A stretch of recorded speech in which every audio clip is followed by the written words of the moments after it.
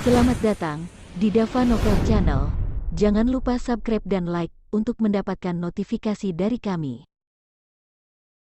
Bab 4. Setelah menerima instruksi, stafnya segera pergi untuk melakukannya.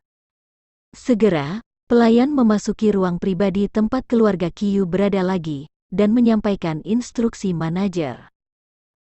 Leonard Chu secara alami menolak untuk mendengarkan, dan masih berteriak agar manajer datang kepadanya sendiri. Sampai sekelompok penjaga keamanan yang kurang stres bergegas masuk, semua orang di keluarga Kyu akhirnya tercengang.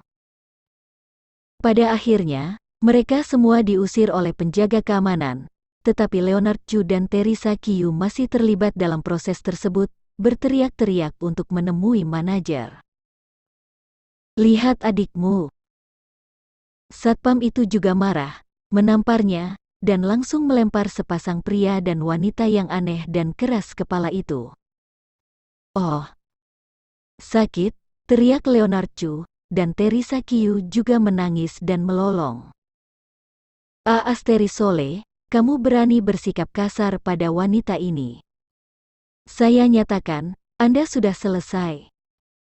Kamu berani mengotori rokku? Sekelompok pelayan rendahan, apakah Anda mampu membayar?" Teresa Kyu masih berteriak. "Raung lagi, aku akan membuat mulut anjingmu." Seorang satpam tertua melotot dan berteriak, membuat Teresa Kyu begitu ketakutan hingga Teresa Kyu segera menutup mulutnya. "Kamu bilang, ada apa ini? Memalukan." Pada saat ini, semua orang di keluarga Kyu yang datang ke pesta pertunangan dengan gembira sebelumnya diusir oleh penjaga keamanan. Merasa sangat malu, Sylviana Wang bahkan semakin membosankan, mengeluh lagi dan lagi. Adapun lelaki tua dari keluarga Kyu, dia sangat marah karena dia tidak pernah merasa malu seumur hidupnya, dan dia diusir seperti anjing untuk makan. Saat ini, bagian luar The Twinfield sudah penuh dengan orang. Penjagaan ditarik untuk memisahkan kerumunan dari tengah, dan karpet merah baru terhampar dari jalan hingga pintu masuk restoran. CK. Dengar, bukankah itu Presiden Wei Group, 10 pengusaha muda teratas di Provinsi Norfolk, wakil Kongres Rakyat, dia diundang keluar? Dan lelaki tua itu bukan lelaki tua dari keluarga Kyu? Apakah kamu juga diusir? Sun, dan Direktur Wilson Lee, pemimpin senior komite partai kota, semuanya telah diundang. Ada apa? Apa yang terjadi hari ini? Mungkinkah saya di sini? Lakukan langkah besar. Orang-orang yang lewat di luar hampir gila. Melihat orang-orang besar terkenal di Urillville yang diundang dari The Twinfield, kerumunan itu hampir meledak. Hampir semua orang tidak bisa tidak bertanya-tanya, siapakah untuk langkah besar dan pertunjukan besar di The Twinfield hari ini? Dengan kata lain, karakter seperti apa yang sebenarnya menyebabkan The Twinfield terlibat dalam pertarungan besar, dan dia tidak ragu untuk menyinggung banyak orang kuat. Tetapi semua orang di keluarga Kyu merasa jauh lebih baik ketika mereka mendengar bahwa begitu banyak orang berwajah telah diusir. Pada saat yang sama, keluarga Kyu semua bertanya-tanya, siapa yang menyebabkan pergerakan besar di The Twinfield malam ini? Helen Kyu juga mengangkat matanya yang indah, penuh rasa ingin tahu di dalam hatinya. Boom! Akhirnya, di ujung jalan ketika semua orang membuat keributan, beberapa raungan, seperti raungan iblis, bergema di langit. Segera setelah itu, lampu-lampu Helen itu, seperti kilat menerobos malam, berlari kencang di langit. Momentum besar itu, seperti sungai yang bergelombang, mengalir masuk. Segera, sebuah mobil hitam tahan ledakan, dengan banyak penjaga, muncul di hadapan semua orang. CK. Rolls-Royce. Masih 6. Tuhan, ini pertunjukan besar. Kerumunan itu meledak lagi, dan semua orang hampir gila. Yang lainnya juga kaget. Leonard malu melihat kemegahan ini. Akhirnya pintu mobil terbuka. Pelayan yang tak terhitung jumlahnya berdiri di kedua sisi, berteriak serempak. "Selamat datang, Tuan Mark. Selamat datang, Master Mark." Boom, teriakan itu menggelegar, bergetar di mana-mana. Para pelayan di sekitar berteriak dengan hormat, dan bos restoran datang untuk menyambutnya secara pribadi, dan nyonya etiket membungkuk untuk menyapa. Dalam cahaya redup, semua orang hanya melihat sosok kurus dari seorang pemuda. Begitu saja, disambut oleh tatapan semua orang, disembah oleh semua orang, berjalan di karpet merah baru, di bawah mata semua orang, seperti ini menghilang dalam pandangan dari semua orang, dan memasuki The Twinfield. Di belakangnya, hanya mata berapi-api yang tak terhitung jumlahnya dan teriakan keras yang tersisa. "Wow, sangat tampan. Sangat muda, orang seperti ini, dia pasti sangat kaya. Sepertinya akan menikah dengannya," teriak gadis yang tak terhitung jumlahnya, ingin bergegas untuk memeluk mereka. "Sial, jangan remas, sekelompok binatang." Keluarga Qiu dengan cepat terjepit ke belakang karena lokasi mereka yang buruk. Ketika mereka bergegas ke depan, mereka hanya melihat punggung pemuda kurus itu. Namun meski begitu, Teresa Qiu dan Tanya Qiu, kedua wanita yang sudah menikah itu masih memiliki mata aprikot dan pipi persik, penuh kegembiraan, memandangi punggung pemuda itu dengan terpesona. "Hei, sayang sekali. Saya tidak kenal dia. Jika nenek saya mengenal pria yang begitu besar dan muda, dia pasti istrinya, menghangatkan tempat tidurnya, dan melahirkan monyet. Meskipun dia adalah kekasih kecil." "Baik," tanya Qiu dan Teresa Qiu penuh dengan kegembiraan dan kecemburuan. Meskipun mereka adalah wanita yang sudah menikah, tetapi yang penting, selama yang muda dan yang tua mau, mereka bisa menendang suami mereka dan mengikutinya kapan saja. Dan orang tua mereka menghela nafas dalam hati, jika pemuda kaya di depan mereka, itu akan menjadi menantu mereka. "Hei, Helen, lihat rumahnya, makan, dan The Twinfield akan dibersihkan, dan bos restoran akan menyambutnya secara langsung. Karpet merah tersebar di mana-mana. Saya khawatir keluarga kami tidak akan menjalani perawatan ini seumur hidup mereka." Ibu Helen Qiu, Seri Han juga merasa iri untuk sementara waktu. Seperti kata pepatah, tidak ada salahnya jika tidak ada kontras. Melihat latar depan, dan memikirkan menantu laki-laki yang malang di rumah, Seri Han merasa bahwa hidupnya tidak baik untuk sementara waktu dan dia penuh dengan kekecewaan. Namun, tidak ada yang memperhatikan bahwa Helen Qiu pada saat ini tercengang sesaat ketika dia melihat latar belakang yang samar di depan. "Bu, ayah. Tidakkah menurutmu orang itu sangat mirip dengan Mark?" Helen Qiu berbisik. Orang tuanya tersenyum pahit. "Helen, jangan bermimpi. Meskipun kami juga mengira dia adalah menantu kami yang malang, bagaimana ini mungkin? Ayo pergi, hei, miskin keluarga kita telah terseret oleh ketidakbergunaan." Seri Han menghela nafas. Setelah kerumunan bubar, mereka juga mengikuti keluarga Qiu dan segera pergi. Tapi Helen Qiu masih menoleh 3 kali. Liu mengerutkan kening. "Mungkinkah saya benar-benar merasa salah?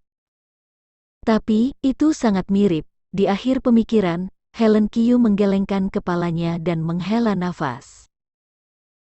Jelas sekali, pada akhirnya, Helen Qiu merasa bahwa dia terlalu banyak berpikir. Bagaimana perbedaan antara langit dan bumi, antara yang kaya dan yang muda dan menantu dikumpulkan dalam satu orang? Helen Qiu menertawakan dirinya sendiri, lalu pergi. "Mark, saya sangat senang jika Anda bersedia melihat saya." The Twinfield, kamar pribadi presidensial.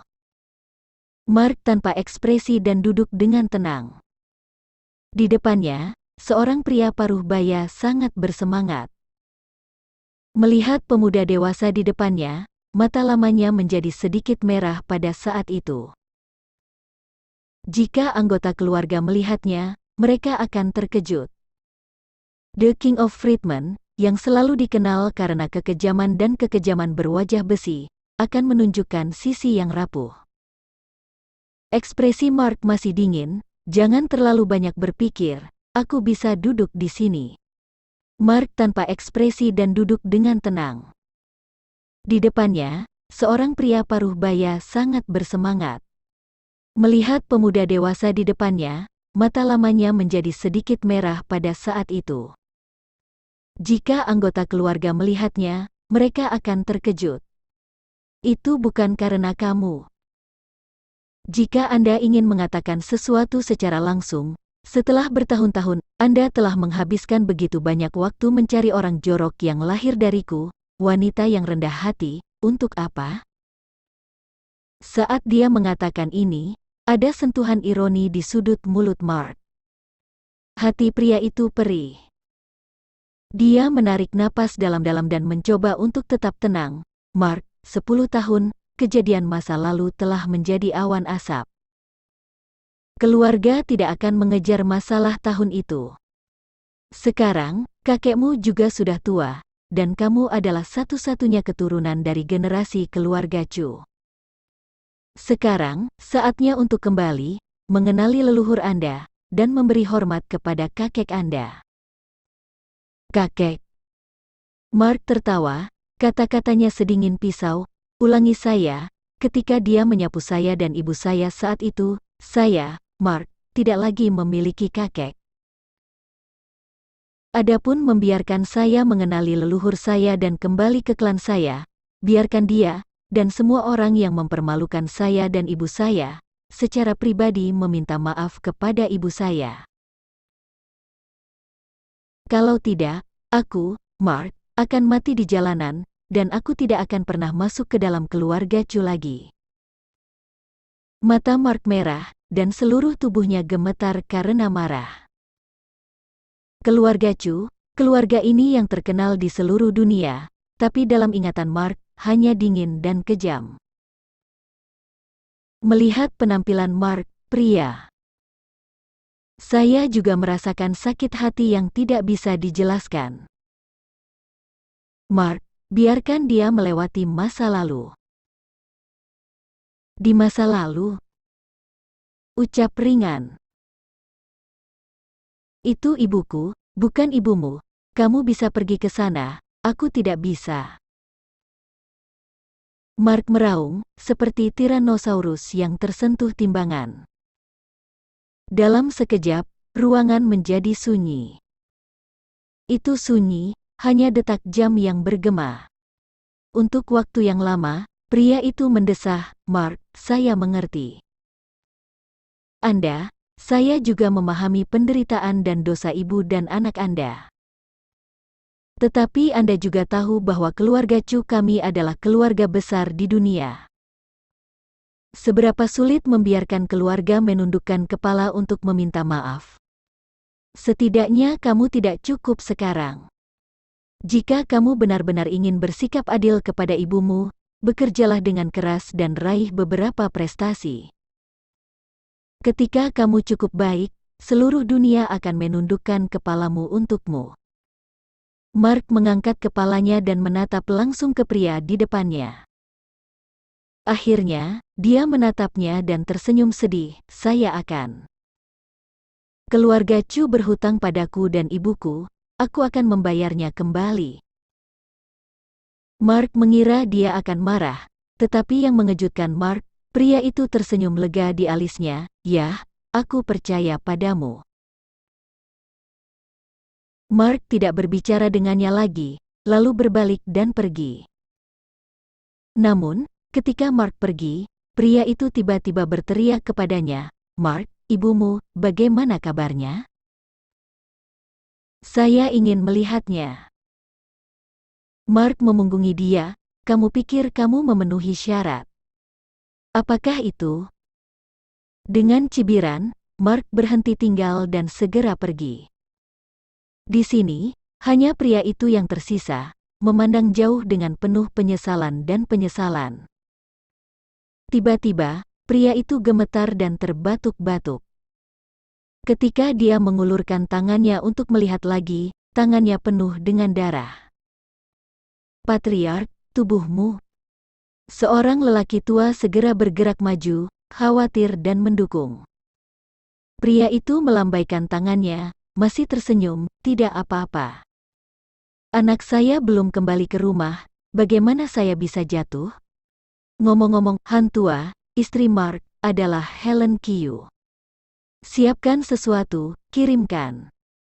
Jadilah ayah mertua saya yang tidak memenuhi syarat, dan berikan sedikit cinta kepada menantu saya.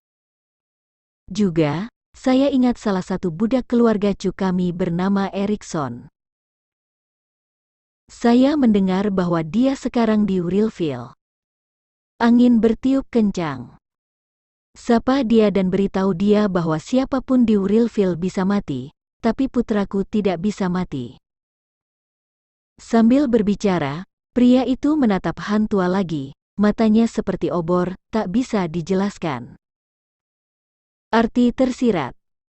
Patriark, ada apa denganmu? Pria itu tersenyum, tidak apa-apa. Han tua, jika aku tidak salah ingat, kamu dulu merawat Mark ketika dia masih dalam keluarga. Alis Han tua tidak bertanda. Berfluktuasi sedikit. Pria itu melanjutkan, meskipun keluarga Chu besar, mereka memiliki niat yang berbeda. Ada banyak orang dalam keluarga yang menginginkan Mark mati. Meskipun saya ayah Mark, saya tidak dapat menahan diri untuk banyak hal dan tidak dapat melakukannya sendiri. So Han Old, saya ingin meminta Anda untuk membantu saya. Secara pribadi, bantu saya lebih memperhatikan Mark. Jadi, ini ayahku, jadi aku bisa menemukan ketenangan pikiran. Bersambung.